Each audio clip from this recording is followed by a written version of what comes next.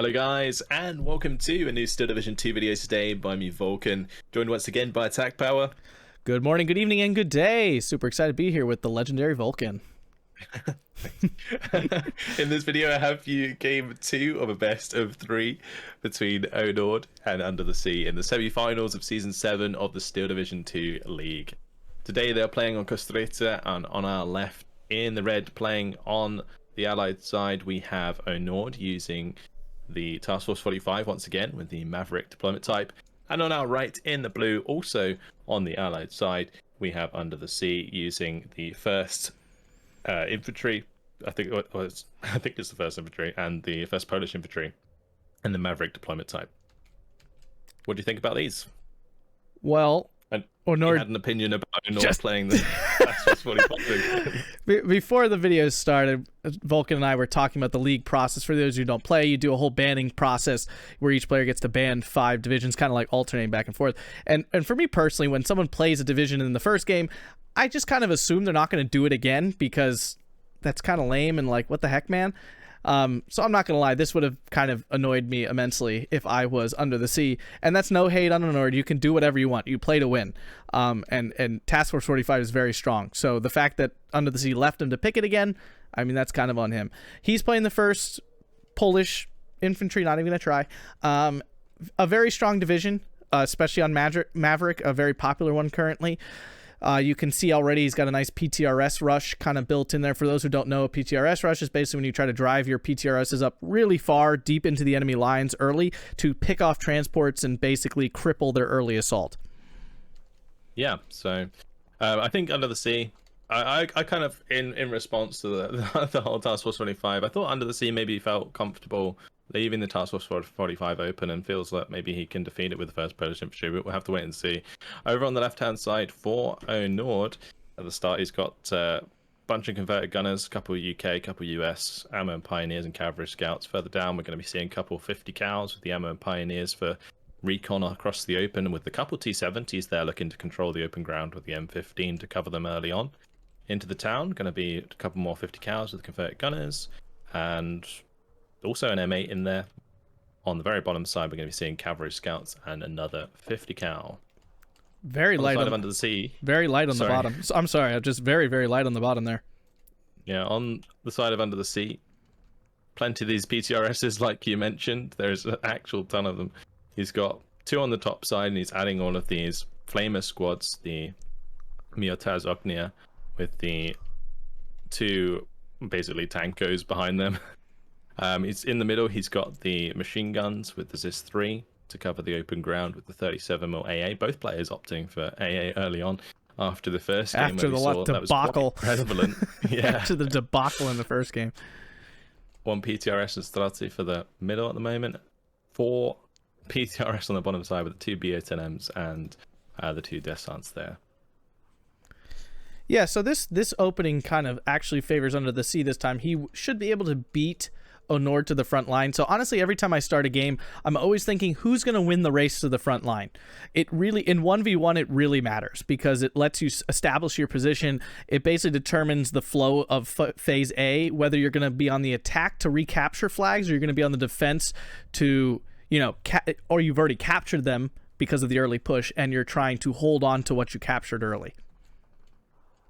Yeah, and if you manage to get into, say, a building before your opponent does, then they're pushing into heavy cover while they're in no cover, and vice versa if you don't make it in time. So it does definitely make a huge difference for some of these sort of center areas, particularly, for example, this town on the bottom side where there's a couple of contested flags, and if UndertheSea can make sure he gets in there and stops Onord from pushing into him, then that's going to put him in a nice position for the rest of the game. We have a little message here. You hadn't played for 2 weeks. I only won because I am not. Oh. Yeah, for those who don't know, 99% bad. Yeah, 100% yeah. bad. There's a running joke in the discords of specifically UndertheSea, who's also known as UUU, calling himself a bad player, which he is clearly not. He's one of the best players in the world at the game, and he's constantly saying he's bad. So just know, if you ever run into this guy in quick play and he says I'm a bad player, he's lying. very badly lying. I mean, he's been in the final twice now in the previous 2 seasons. He's lying horrendously. Do not believe him. You, or UndertheSea, whatever he's calling himself that day. Don't buy his crap. Yeah. I mean, in this game, you know, he is 1-0 down. As I mentioned before, he was in the final of the previous 2 seasons, but unfortunately wasn't successful in either of those. So, I mean, he has extra motivation to win this one. We'll see if he can. PTRSs, looks like one's going to be trying to sneak down the bottom side here. I always like checking out the orders on some of these, and you can see he's given it a unload, or like a fast move order, to move order, to unload a position order, all the way down the bottom side of this map early on. Well, and what UndertheSea doesn't know is that Onord has essentially given up this bottom side to him. He's got 2 units coming in, and only one of them holds the line. Like, if that machine gun accidentally dies in some way or like gets caught out, there's nothing there. I see 2 converted gunners coming down, so I guess there'll be not be nothing. But that's really surprising to me to have that little coming down here. Yeah, these PTRS, there is a lot invested in them, and I think they're going to have to try and find some kills here on these M8s if they can. But in the mid, things are getting pinned down very fast right now by one of these 50 cals. Yeah, these 50 cals are really powerful. And they're much stronger than what is essentially a Maxim. You know, on the poles side here, this is not a good start for him. I think on the top, things are looking all right though. Yeah. The flamers coming in there, getting a pretty good position there in the heavy cover. Going to be hard for the Confederate gunners to push into 4 squads of flamers, but yeah, the mid is just getting chewed up still. Yeah, that's not going super well, to be sure.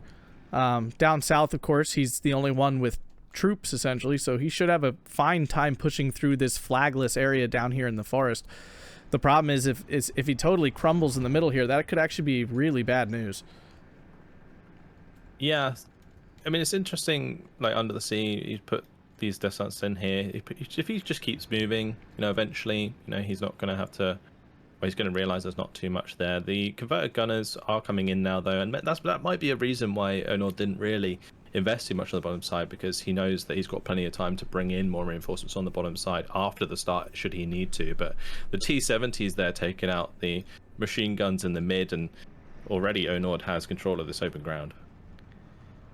Yeah, and UndertheSea's kind of a hard time getting back into it because he doesn't have a lot of, you know, long-range firepower in terms of armor or even AT. So beating out these T-70s and stuff is going to be a tall order for me. He's about to lose his 37 mil here if he's not really careful. Yeah, what do you think about the first Polish as a solution against the Task Force 45? What do you think he can use here in order to get an advantage? I mean, this wouldn't have been my first choice. What he definitely needs to do is take advantage of his stronger close range CQC infantry. Like, he needs to be able to use those to beat Onord's converted gunners. I mean, the converted gunners are strong close range, but they're not dedicated close range infantry, so he should be able to beat them. Beyond that, I think he's really got to try to take advantage of his really strong air force, which we've seen none of yet, so that's going to be dangerous. Yeah, the IL-2s are a big part of the 1st Polish infantry. That's what makes them basically a better Churin, is that he does have the IL-2s available. There is also, of course, the T-34s that we haven't really seen much of. One's coming in on the bottom side now to support at sort of the medium range, but needs to be careful it doesn't get caught out by this cavalry scout that's trying to dodge all of UndertheSea's units right now. Yeah, and I mean, the issue for the T-34s is they're not going to help him in the middle where he needs help most right now. These T-70s should be able to bully those really easily. Yeah, if he micros his T-70s well, which I expect he would, being a top tier player, the T-34s won't stand a chance. The only way that he's going to be able to take care of the T-70s is potentially an AT ambush, but these Hammer and Pioneers taking care of that ZIS-3 as they are pushed way far up. Yeah, and I mean, his other option would be some sort of air attack, but there's already an M15 there to kind of secure the air cover early, which, I mean, Onord knows he needs to do to contain UndertheSea's air force. Yeah, so decent positioning on the bottom side for UndertheSea. On the top side, it looks like these Flamer squads have started to be picked apart as well. So it's not looking great there at the moment. The mid is just like a wall of 50 cows walking forwards, just obliterating anything they find, with the converted gunners there to hold the ground. And this Streltsy do have like the 9 SVTs double DP, which do make them relatively effective at sort of the medium range. But I think the numbers are like in these converted gunners is just so great that when they hit all at once, they can really do a lot of damage. But see that converted gunner there getting chewed up in the open. Yes, you can. I mean, they're like any other infantry. If they're not placed in cover and they're not, you know, in their defensive spots, they're gonna die quickly like any other unit. But the fact of the matter is, for 20 points, they outperform significantly how much you're paying for them. So it looks like UndertheSea is investing even more armor into this bottom side. Second T-34E on the way. T-70, they're going to both pass right next to these cavalry scouts. The Bazooka is primed and ready to go. Well, and this time it looks like Onord fixed his earlier problem and added some Shermans to his A-phase, so he does have those. Right now the scout's going to end up picking off this T-70, which is lucky because obviously the T-34 is a little bit more valuable than the T-70 is. Although they might cross in the night here. Yeah, looks like they just about passed. That was kind of lucky there for UndertheSea. But the BA-10M did go down to the M4A1. But now T-34E did get a penetration in. IL-2 now coming in as well. It's being flanked. It's got the T-34E and the BA-10, and they managed to take it out. Very effective use of that pincer. Yeah, very nice. IL-2 not even needed in the end on that bottom side. Surprised to not see maybe an attempt at the mid after that failed, but the M15, of course, is there, and I expect that UndertheSea has seen that and now definitely knows it's there after being fired at the Fulgor, looking to get the kill. IL-2 should be able to get out. It's been flying forever. There it is. It does feel like it does just about get out in time, and the AA is going to force it back. It might actually kill it if it flies over it like it's doing right now. There's a chance.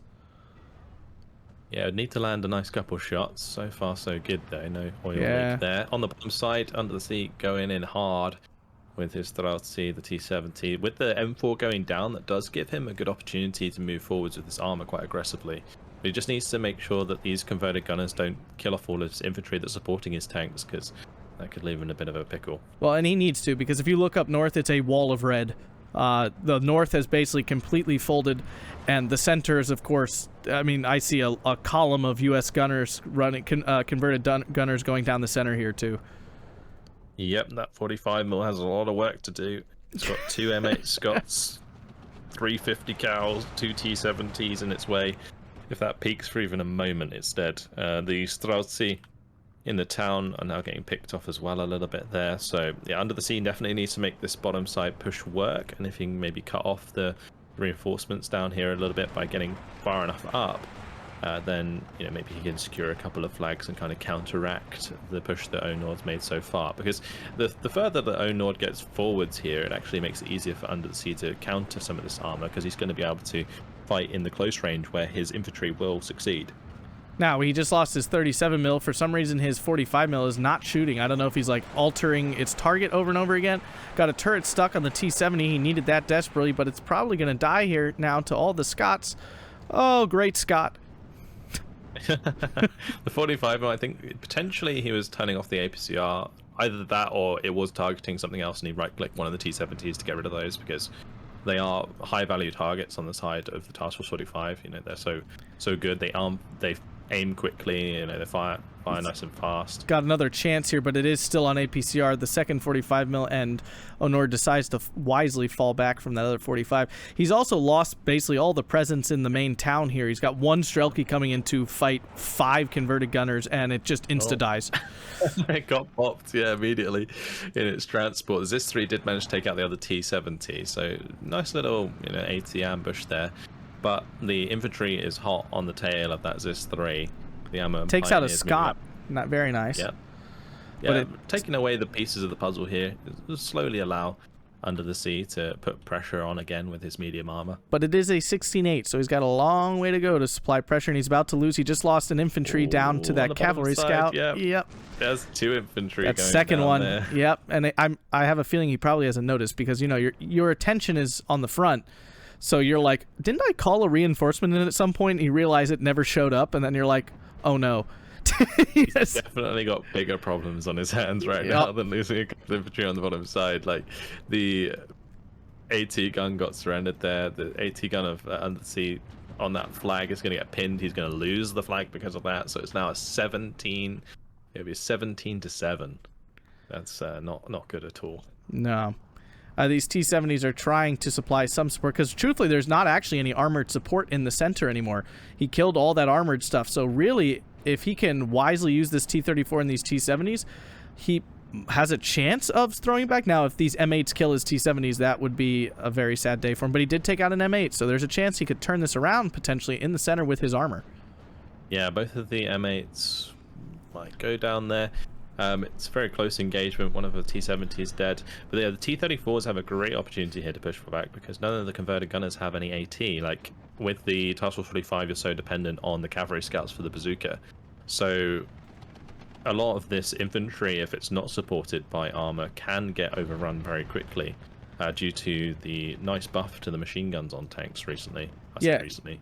Even a little while ago now. Even the universal carrier here is doing a lot of work suppressing. Now up north, another huge column of troops pressing into that north, and there's just not a lot to stop him. He's got two T-34s coming in, which is a bold call for such a tight forest area, but I guess there's not a lot of AT to worry about. If this IL-2M can land well, it would really help him a lot. Oh no, is it gonna miss? Oh, right through the middle. That is unfortunate for UndertheSea. Oh, it just thread the needle straight through the middle of the M4 and the M8. I think that was mainly due to Onord dodging that. I don't think, UndertheSea had any real eyes on it, so it's kind of like guessing based on previous information. IL-2 is going to be able to stop the Volgor from going for the other IL-2. Now, it might, I mean, if it can actually, no, he's dipping and dodging too much. He could have, if they had headed on, he'd probably win. Don't head on your fighters against IL-2s, new people. Do not head on an IL-2. Oh, and UndertheSea's let the Volgor get round on the back of him. That is a big mistake. IL-2 will maybe go down here. The 50 cals might just finish the job. And the M15 is also getting its 37 mil on target. Those things are 19.5. Sorry, you just don't see it very often. 18.6, 19.5. You do not see a triple tick very often. Yeah, I mean, just that start was so devastating. Yeah. And you see that all of this armor that's here is just running riot through the converted gunners right now, but it's just not really mattering because there's so many. Infantry that UndertheSea had just is non-existent anymore. Well, and there's just so many of them. He pins down 2 or 3. There's 4 more still standing there. IL-2 comes in for the bombing strike on the cavalry scout and completely misses on the bottom side as well. It's just going from bad to worse now for UndertheSea. M4A1 taking out his T-70 and now targeting that T-34. He's trying to fall it back. This is kind of a awkward. This is always an awkward confrontation, T-34 versus Sherman. Yeah, the T-34 benefits from being closer. The M4 tends to do better. Oh, but he turned his side. Fire. He turned his side armor, which allowed that first penetration. Now the second one, and now that is gone as well.